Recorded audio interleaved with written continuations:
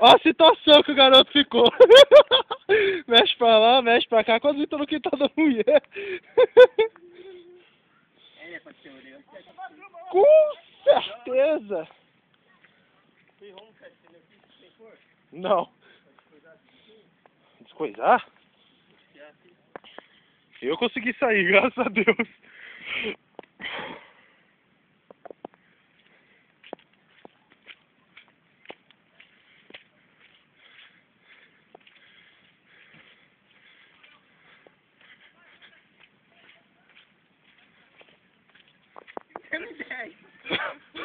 Aô, fi!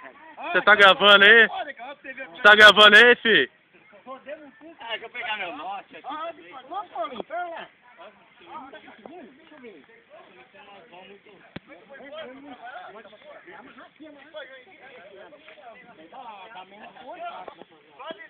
Cara, tá marcando bobeira. Aqui, ó. Ô, louco.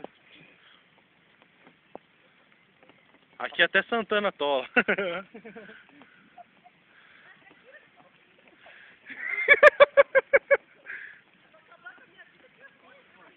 Não, ô, Linha, deixa aí que ela vai puxar pra trás de volta. Essa aqui é a Luciana, irmã do Vaguinho, ó. Só pra acabar de tirar. Foi buscar gasolina lá. Buscar gasolina. Até cortei minha mão, velho. Olha que Nossa. meu dedo descansado aqui, ó. Vocês podem procurar no Orkut que vai estar lá esse vídeo. Não? Tô gravando, vou pôr no Orkut. A cara do indivíduo. Olha o indivíduo motorista do Santana.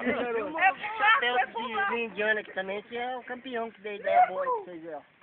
Deu uma grande ideia, 3 ideias boas aí, tirar o Fuca.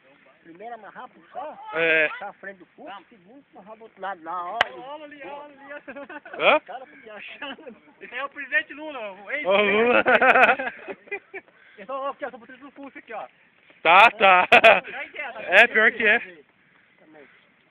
Você fala que foi o Paulo que jogou o Fusca no buraco, né? Adrianão, se molhar, é ruim, hein? Adrianão tá ali debaixo do guarda-chuva, ó.